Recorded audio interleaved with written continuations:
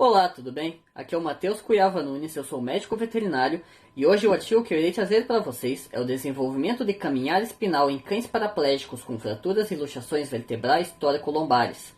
Ele foi escrito pelo Bruno Martins Araújo, Thaisa Helena Tavares Fernandes, Durval Baraúna Júnior, Marília de Albuquerque Bonelli, Marcela Maria de Almeida Morim e Eduardo Alberto Tuduri. Desculpa por qualquer erro de pronúncia no que eu posso estar fazendo. Ele foi publicado na Pesquisa Veterinária Brasileira, volume 37, de agosto de 2017. Esse foi o artigo que eu usei para comentar um pouquinho mais sobre o caminhar espinal no meu vídeo que eu fiz sobre o manejo e o diagnóstico presuntivo do DDIV tóraco-lombar. Então, agora estou trazendo ele na íntegra para ver. E as fraturas e luxações vertebrais tóraco-lombares, elas são muito comuns na clínica. Os pacientes eles são geralmente acometidos por traumas que eles são associados na maioria das vezes a acidentes automobilísticos. E eles exibem uma hiperpatia, graus variáveis de paresia ou paralisia, dependendo da lesão. A hiperpatia ela é uma sensibilidade excessiva à dor, aos estímulos dolorosos, e eles podem permanecer mesmo após a interrupção desses estímulos.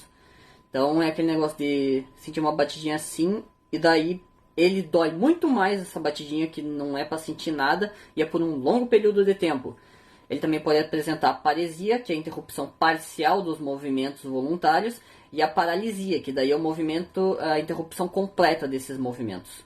E os principais parâmetros para determinar o prognóstico são alguns achados no exame neurológico, que sendo eles o grau do déficit neurológico, o parâmetro principal deles, que depende principalmente da presença ou ausência da nocicepção nas áreas do corpo caudal à lesão.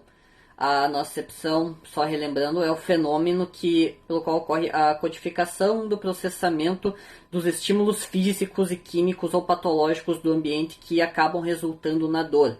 Ele controla tudo isso que acaba ocorrendo. Alguns autores relatam que os cães eles podem recuperar a capacidade de caminhar após a secção medular. E o surgimento da atividade motora nesses cães, ele pode ser indicado pelo desenvolvimento do caminhar espinhal reflexivo, que ele tem algumas origens, como por exemplo o mecanismo de plasticidade neuronal, que seria a capacidade do cérebro de desenvolver novas conexões sinápticas entre os neurônios a partir da experiência e do comportamento do indivíduo. E a partir de determinados estímulos, mudanças na organização e localização dos processamentos de informação podem acabar acontecendo. E através da plasticidade que ocorre deles, novos comportamentos podem ser aprendidos. Também pode ser pela formação de circuitos de regulação central medular induzidos por movimentos repetitivos, que depois muitas vezes fazendo o mesmo movimento eles acabam formando circuitos de regulação. O desenvolvimento de espasticidade muscular, que seria o aumento involuntário da contração muscular, ou através da ação dos axônios sobreviventes que atravessam o sítio da lesão e permitem que o animal execute movimentos deambulatórios de uma forma involuntária. Embora diversos mecanismos possam contribuir para o desenvolvimento do caminhar espinal, o de comportamento rítmico dos membros pélvicos é o que melhor explica esse fenômeno. Esse evento ele corresponde à sequência estereotipada de movimentos como caminhar, nos quais a referência motora estável, repetitiva e previsível de um ciclo de atividades para o outro acaba acontecendo.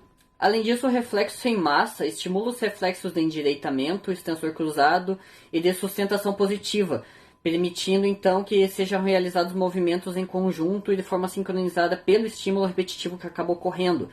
Então, daí ele permite o caminhar espinal. Ele é estimulado pelo reflexo em massa, que é uma resposta à estimulação medular excessiva pela ausência da inibição dos neurônios motores superiores, que são neurônios que eles originam no encéfalo e eles descendem pela medula espinhal para influenciar os neurônios motores inferiores. Ele resulta então na ativação de grandes áreas medulares que se caracterizam por movimentação dos membros pélvicos e a cauda. O reflexo em massa, ele no artigo elucida a princípio o reflexo de endireitamento, que ele permite que um animal com uma secção medular em decúbito realize movimentos involuntários que auxiliam ele mesmo a se colocar em estação. Basicamente, dois pontos são utilizados para caracterizar o caminhar espinal, sendo eles a ausência da nocicepção, que eu mencionei anteriormente que é, e o tipo característico da marcha, no qual o membro pélvico eles não acompanham os membros torácicos. E o animal ele tem dificuldades bem manifestadas nas curvas e na aptidão em caminhar para trás também.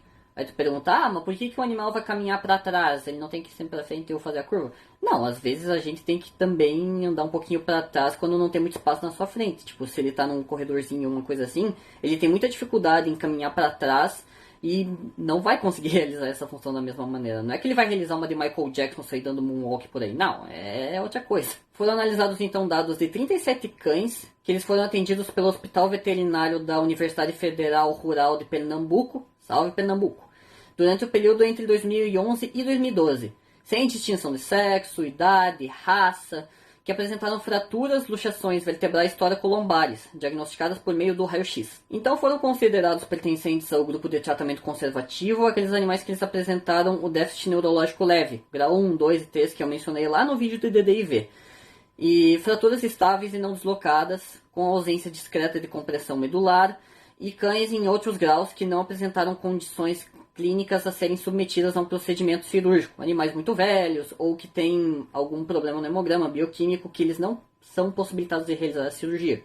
E foram considerados pacientes cirúrgicos aqueles em condições de serem submetidos à cirurgia e à anestesia também, que apresentaram déficits neurológicos graves, que era o grau 4 e o grau 5, lesões estáveis, fraturas deslocadas, evidência de compressão medular, e animais que apresentaram uma piora também no tratamento conservativo. Durante esse período também foi realizado o conjunto tratamento fisioterápico, que ele é recomendado de acordo com vários estudos que já foram feitos, e ele iniciou-se com a do tipo passivo, que foi por meio de movimentação de extensão e flexão dos membros pélvicos, imitando caminhar durante 15 minutos, 4 vezes ao dia, e após a estabilização da lesão vertebral, foi recomendada a fisioterapia ativa, com caminhada em piso antiderrapante durante 5 minutos, 4 vezes ao dia com o apoio de uma toalha na região ventral do abdômen para estimular a movimentação dos membros pélvicos.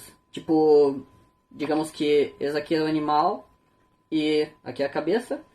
Eles colocaram como se fosse uma toalha na região aqui ventral para auxiliar eles enquanto caminhavam. Então ele realizava a pressão justamente nos membros, só que não era tão grande por causa que o proprietário estava ajudando no apoio dos animais para isso. Em relação ao grau da disfunção neurológica e as taxas de recuperação, 14 dos 37 animais tinham nocicepção intacta, no qual a taxa de recuperação e deambulação voluntária das funções viscerais, que elas também são bem afetadas em lesões neurológicas, elas foi de 100%. Enquanto 23 dos 37 animais eles perderam a nocicepção, no qual nenhum recuperou a deambulação e funções viscerais, ocorrendo então o óbito por diversas causas em 7 desses animais. O prognóstico desfavorável em cães com fratura vertebral sem a nocicepção ele pode ser pelo fato de que a perda da nocicepção está relacionada a uma grave lesão medular espinhal muitas vezes. E estudos anteriores relatam que os animais que perderam a nocicepção, eles apresentavam no transcirúrgico ou na necrópsia a secção medular ou sinais de uma mielomalácia que acabava ocorrendo. E dos 16 animais paraplégicos sem nocicepção, sobreviventes que foram submetidos ao tratamento conservativo ou cirúrgico, tanto faz, 5 readquiriram a capacidade de caminhar sem recuperar a nocicepção. E no presente estudo, o tempo médio para o desenvolvimento do caminhar espinal foi de 115 dias. Em todos os animais, previamente ao desenvolvimento do caminhar espinal, ele observou o aparecimento do reflexo em massa, que esse reflexo ele pode ser então considerado um indicativo precoce da possibilidade de desenvolvimento do caminhar espinal em cães. E essa hiperestimulação medular, ela vai coordenar os reflexos de endireitamento, extensor cruzado, de sustentação positiva, que junto com a impulsão, que ela é ocasionada pela movimentação voluntária em sentido cranial do membro torácico, possibilitam então que o animal tenha o caminhar espinal. O desenvolvimento do comportamento rítmico gerado pelos reflexos espinais, ele foi possível pela localização da lesão na região toracolombar da medula espinal, permitindo então que o animal ele mantenha intactos os neurônios motores inferiores da região lombosacral e as suas conexões com os estímulos sensitivos advindo então dos membros pélvicos, permitindo a movimentação involuntária dos membros. Todos os animais paraplégicos desenvolveram um caminhar espinal necessitaram de cuidados permanentes para a manutenção das funções viscerais. Esses cuidados eles consistiam no esvaziamento da vesical intestinal, por meio da massagem abdominal, fornecimento de uma dieta adequada, prevenção de assaduras de pele, ulceração cutânea por decúbito, utilização de fraldas descartáveis, então foi necessária, limpeza cutânea constante da urina, fezes, mudança de decúbito a cada 4 horas, e a realização de uma fisioterapia passiva e ativa para evitar atrofia muscular, a perda da função articular também e a neuromuscular. E após o desenvolvimento do caminhar espinal, mesmo com a necessidade de cuidados gerais, do conhecimento da ausência da recuperação da deambulação voluntária, todos os proprietários eles ficaram satisfeitos com o resultado final. Que é uma coisa que às vezes não tem nem nos próprios veterinários, que a gente pensa, o animal ele não está exatamente bem, ele não está caminhando normal, ele está com o caminhar espinal. Só que para o proprietário, isso daí já vale mais do que o animal não está caminhando em geral. Alguns proprietários eles odeiam a ideia de ter que amputar o membro de um animal ou que o animal não tenha capacidade de caminhar. Então, às vezes a gente tem que ter aquela visão de que, por mais que o animal não está caminhando do jeito mais adequado, se o tutor ele cuidar disso e fazer com que o animal ele tenha cuidados necessários, então é um bom prognóstico. O animal ele vai conseguir se recuperar e ter um desenvolvimento e uma qualidade de vida boa. Então, claro, obviamente, se puder recuperar o movimento, perfeito. Mas se esse for o máximo que pode fazer, os tutores eles vão ficar felizes com isso. Então tem que colocar às vezes um pouco na balança do que valeria mais a pena fazer e do quanto que alguém iria ficar satisfeito com o que foi feito ou não. E o estudo ele conclui falando que o parâmetro isolado da perda da nocicepção em cães paraplégicos por fraturas e luxações vertebrais toracolombares não deve desencorajar a realização da terapia conservativa ou cirurgia indicada para cada caso, pois conforme o resultado desse trabalho, mesmo que não ocorra a recuperação da deambulação voluntária, há a possibilidade do desenvolvimento do caminhar espinal, que é aquele negócio da dúvida que eu estava falando. Na dúvida, você prefere que o animal ele tenha o caminhar normal, espinhal, ou não caminhe em si? Então, varia de como cada um consegue ver como positivo ou negativo. Então era isso, se você chegou até aqui nesse vídeo, muito obrigado. Se você gostou, dá um gostei aqui embaixo. Comenta alguma coisa também que vocês gostariam que eu estivesse vendo aqui. Se vocês gostaram do artigo, se vocês querem alguma coisa relacionada a ele, relacionada talvez a uma outra área da veterinária que eu não abordei ainda. Eu não falo aqui nessa página de grandes animais, então se alguém estiver procurando artigo de grandes, infelizmente eu não vou poder estar trazendo para vocês. E, enfim, era isso. Muito obrigado a todos que assistiram o vídeo até aqui.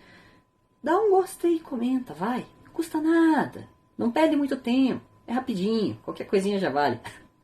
Então era isso. Muito obrigado a todos e até o próximo artigo. Tchau.